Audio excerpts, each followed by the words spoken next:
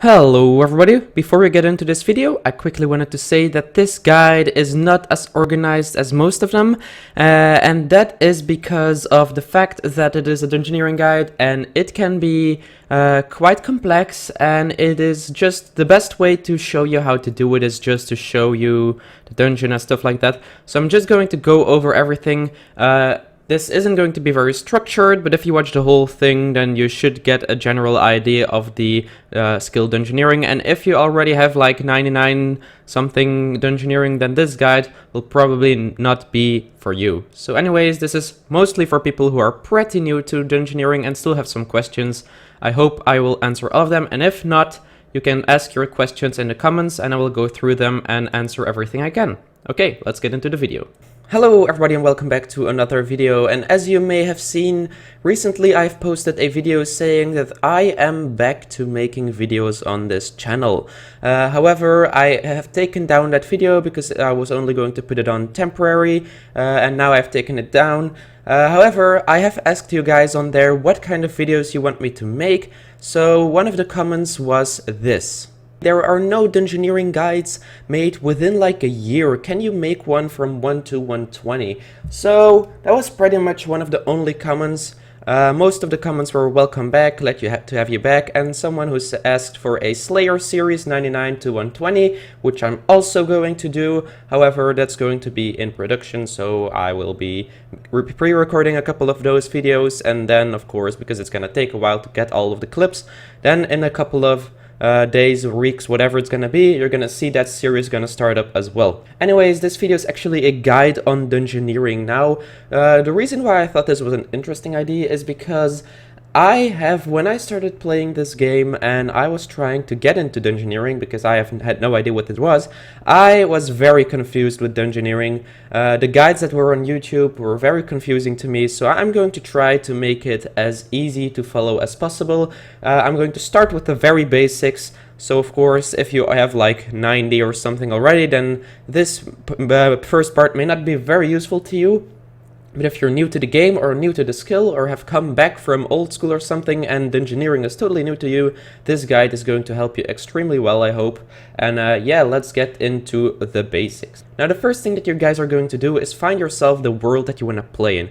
Now, of course, dungeoneering has its specific worlds, which are, if you are a free-to-play and not a member, you can go to worlds 7 and 17. If you are a member, like most of you guys, you can go to these worlds depending on your level. You can go to world 32 if you are in levels 1 to 80 of dungeoneering. You can go to 117 if you are between the levels 80 and 100 in dungeoneering, and you can go to world 77 for levels 100 to 120 dungeoneering. However, most of the times actually these lower level worlds like 32 and 117 are empty, so you can actually go to 100 and 120, and most of the times you can still find people there who are doing the lower floors for you. Okay, so dungeoneering can be quite annoying to get started with because you can't just do it anywhere. You need to go to a certain place. So we are starting off here at Lumbridge to show you exactly the easiest way that I find to go there, because everyone knows Lumbridge, right? You come to Lumbridge and then all you really need to do is go over here to this arrow on the map, and this is going to be a harbor. Now, this is something that even nobody shows on other guides most of the time, even though it's so important actually, because you need to go to the Daemonheim for the actual dungeoneering to take place. So you're gonna go to this guy, you're gonna click sail, and you're going to be taken to Daemonheim. Now, you don't have to do this every time. Of course, you will be able to get yourself the dungeoneering ring from this guy over here somewhere, and that is going to be useful to teleport to the dungeoneering place at all times. So when you come up here, you're gonna go here. This is the entrance of Daemonheim, where you are going to be doing all your dungeoneering training. You're gonna ask this guy and talk to this guy, and he is going to give you a ring. This one, the Ring of Kingship. And as you can see, when you click teleport, you're going to be teleported right here. So let me click that for a second to show you guys that. And there we go. Now, I quickly want to go over some of these guys really quick. This is the guy that you're going to be talking to once you have reached 99 or 120 Dungeoneering to get yourself the cape that is standing here. This guy has to do with sinkholes, but I'm not going to talk about that. However, you can ask him a card every single day, I think, and it's going to give you certain special effects. Like, let's see, when I examine this, increases the chances of Slayer creatures spawning in the dungeon. That's not very useful, at least for me, so I'm going to destroy it. However, there's this last character that's very important as well. He has the shop rewards. If you go to him, you will be able to exchange your Dungeoneering credits or tokens that you get during the Dungeoneering, and you're able to get some very nice weapons that are level 80, which are of course totally free. All you need to do is Dungeoneering, which can be very annoying. However, these are some of these are very useful rewards, especially things like Bone Crusher and stuff like that.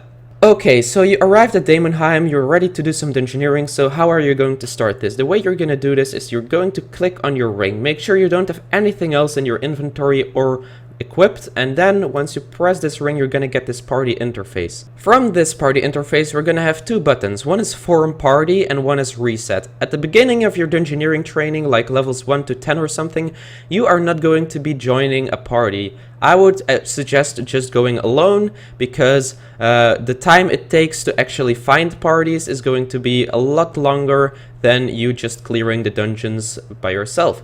So what you're going to do is you click Form Party, and then you can click Leave Party or Invite Players. If you have a friend who is also starting off at Dungeoneering, you can quickly invite him, have some fun in the dungeons. It's really cool.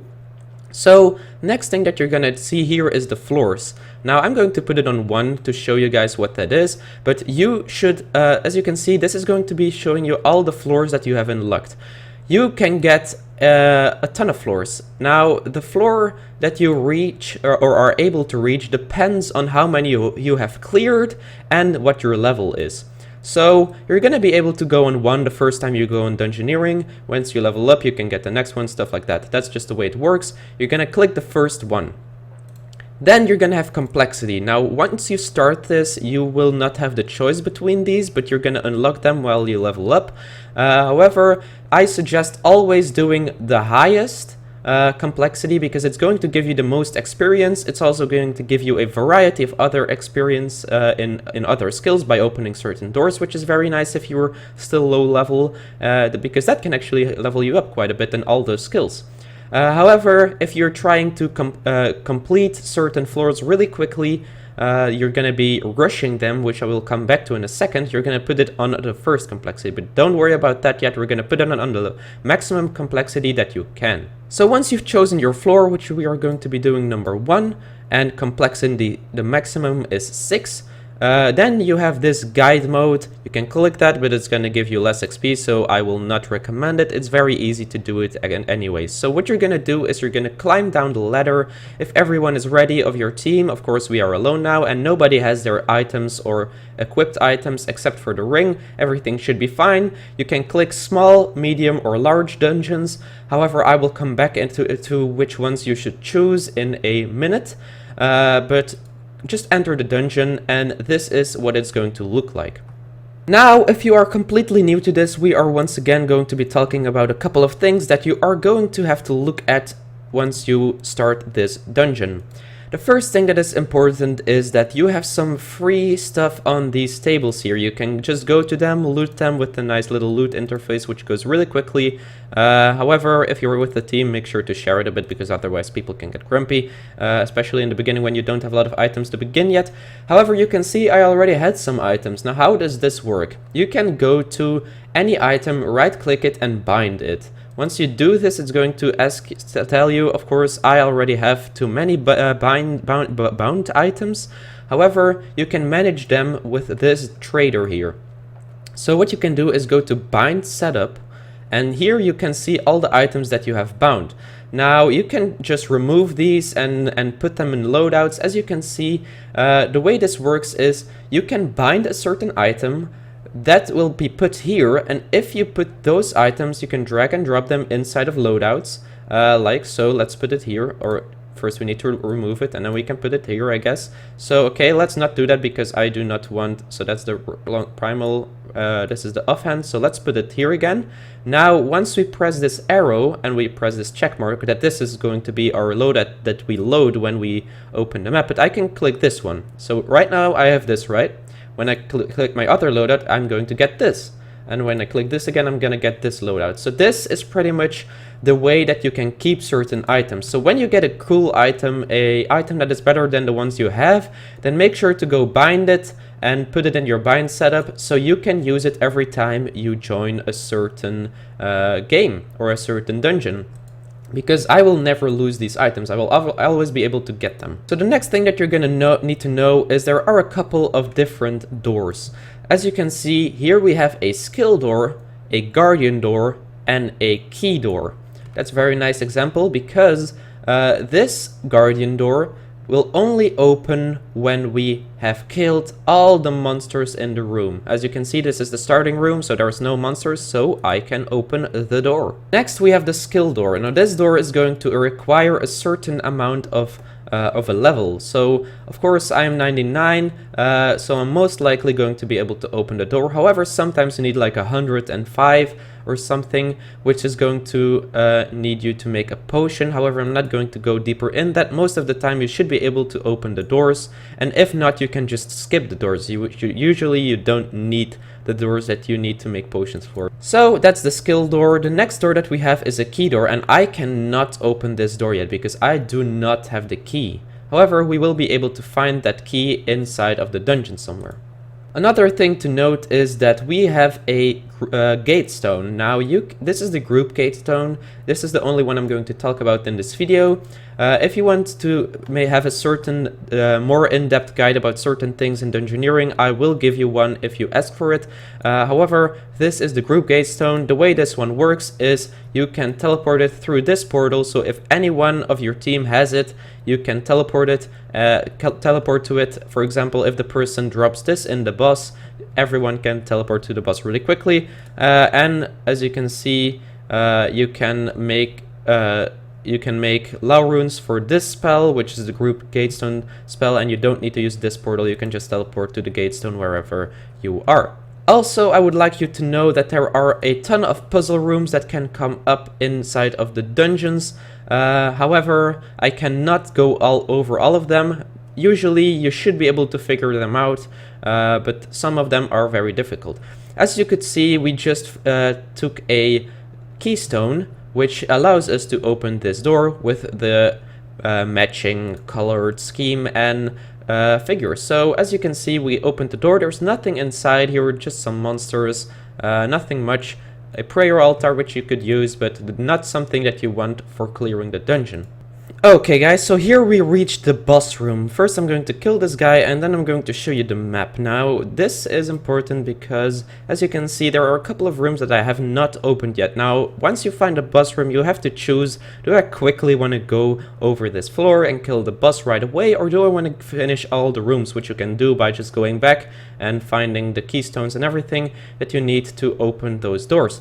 However, it's going to take a lot more time, but you will be able to get more experience at the end of the floor. I'm going to choose to do the boss now, but before I do that, I quickly want to tell you guys one more thing, which is there are a ton of skilling opportunities all throughout the dungeon, like for example this tree thing, which allows you to get some woodcutting experience, but you also need these materials sometimes to get, for example, a fire and then whatever, just cook your food or whatever. There's a ton of skilling opportunities all over. Like you can see, this is a farming patch. However, if you're doing it in a team, don't just go out and start skilling all the time, because people will get very annoyed by you just skilling while they try to clear the dungeon. Anyway, let's go to the boss. As you can see, this one is prayer from melee, so you will not be able to hit this one. Usually most of the bosses actually have a gimmick like this. You will not be able to kill them somehow for a period of time, and then you will just need to wait, for example, for this one, for him to prayer switch or her to prayer switch, and then you will be able to start killing him. However, not all bosses are like this. Some of them require to like slide over ice, all kinds of crazy things. But once again, I will not be able to go over all the bosses because there are like 30 of them. So yeah, I'm just quickly going to kill this one, and then we will be back. Okay, so we just killed the boss, and once you do that, as you can see, you are going to get a... the door is going to open pretty much, and you are going to get an item, or at least one person in your team is going to get an item, or two persons, because as you can see, I just got two items. These shoes and this wand. Now, I could see like, hey, this is a good wand, I want to bind this and quickly go bind it.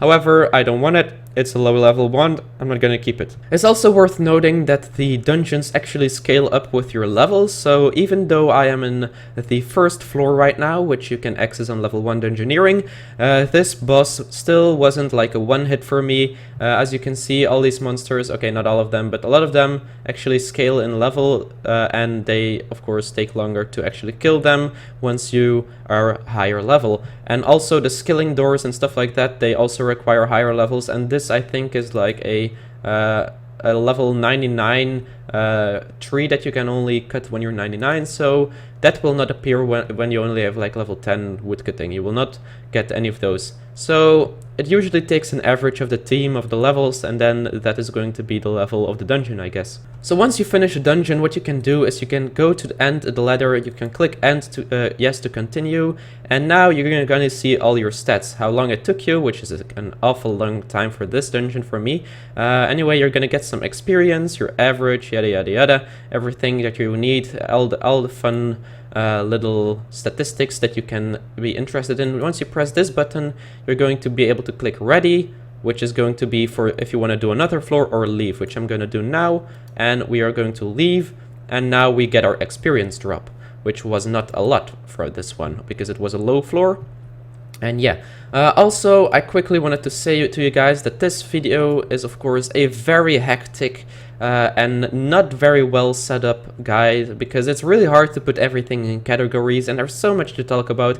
So I feel like it's better if I just go over it and quickly talk through it while I'm doing it. So of course most of the other guides that I will be making and that you guys can request of course will probably be way better set up in a way that I can like go over step by step, level this to level that is going to be that and that, stuff like that.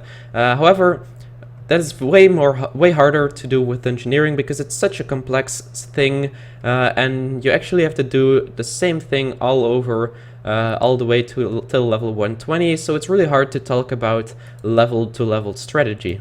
Okay guys, so now that we have finished our floor, we are going to be talking about one of the most important things about Dungeoneering, which is kind of confusing for some people, especially if it isn't been explained to them very well.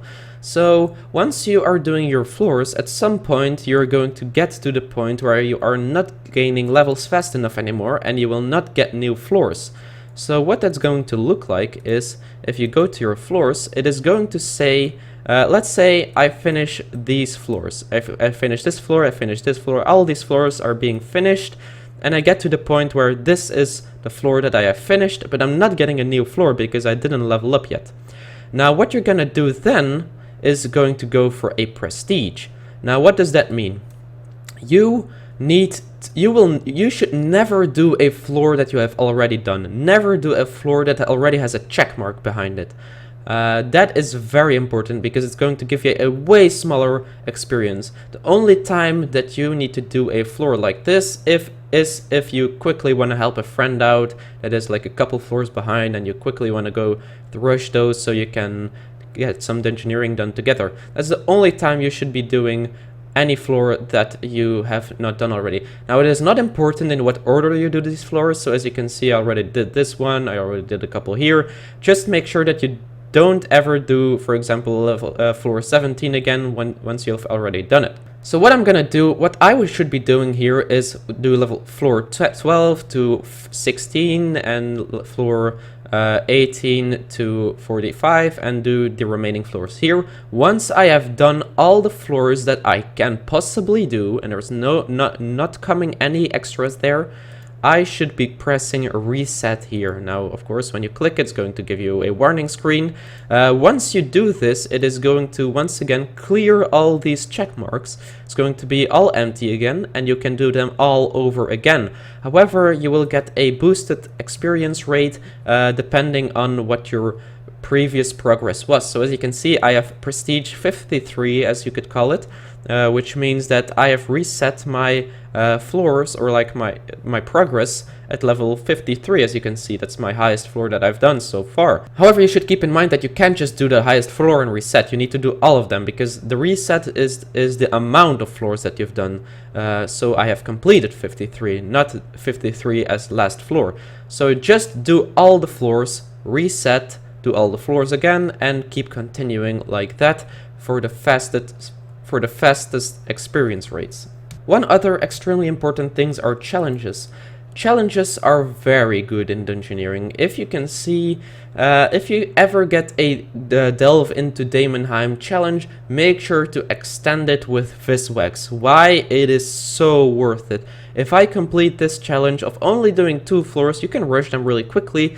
You can get like 300, at least for me at this level, I get like 300,000 experience, at least when I put some Viswex on it to extend it. So now that we've talked about pretty much everything, one last important thing that I want to tell you guys is what floor should you do. Now, optimizing floors is very important because it is going to change how you do Dungeoneering. I have a little chart for you guys that I have taken from the wiki, which I have used all the way until like level 106. So on the left column you can see the floors. The floors are 1 to 11 are the frozen floors, 12 to 17 are abandoned, and so on and so on.